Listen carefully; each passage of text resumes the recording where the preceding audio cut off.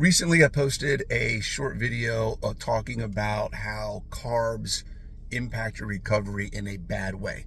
Increased glycation, increased oxidative stress, and how that can lead to injury, less training, pain, discomfort, aches, things like that. I got a lot of kickback, a lot of feedback, a lot of flack, because a lot of people still think, number one, that anytime you talk about the bad side of carbs, you're demonizing carbs. Number two, there's still a prevailing thought that carbs are a requirement for sports performance. And no, I'm not demonizing carbs. I'm pointing out facts about carb intake, the impact that excessive carb intake can have on your body and on your performance, and trying to highlight for people and athletes that we do not need carbohydrates in order to perform. If you are having issues where you can't keep from overtraining, you're always in overreaching, you're always balancing between that recovery, poor recovery, and being able to train and get the volume and adaptation that you're trying to get. If you've been an athlete for a long time and you're maybe in your 30s, 40s, or 50s, and you're feeling like no matter what I do, I can't improve my performance because something's always holding me back.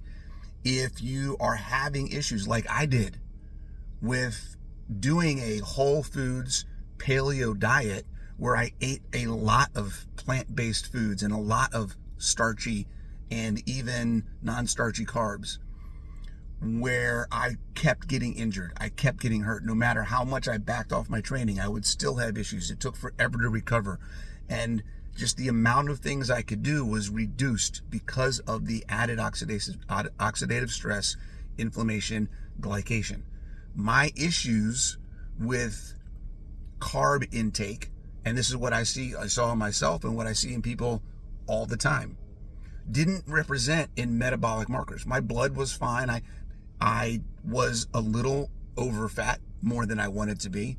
But the issues that I had weren't things that you go to the doctor and say, I have insulin resistance, my A1C is bad, all of these other things. The issues that I had, the way it presented for me as an athlete, was in pulled muscles, torn meniscus, torn labrums, aches and pains and joint pain, and not being able to get up and just start my day, having to spend 5, 10, 15 minutes warming up every time I woke up in the morning, not recovering from exercise, working out, going from 4, 5, 6 days a week, being able to exercise and do my workouts, to where if I had 2 days a week, I felt good about what I was doing because that was more than I'm normally able to do.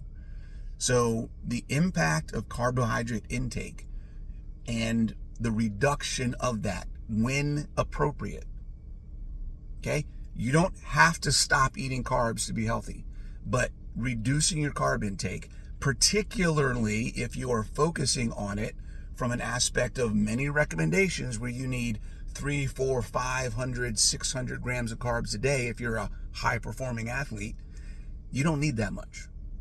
And understanding the impact of that much carbohydrate intake on your recovery and your health is very, very important, because as we get older, as we get further along in our athletic careers, the more important it is to manage our health while still maintaining and potentially improving performance.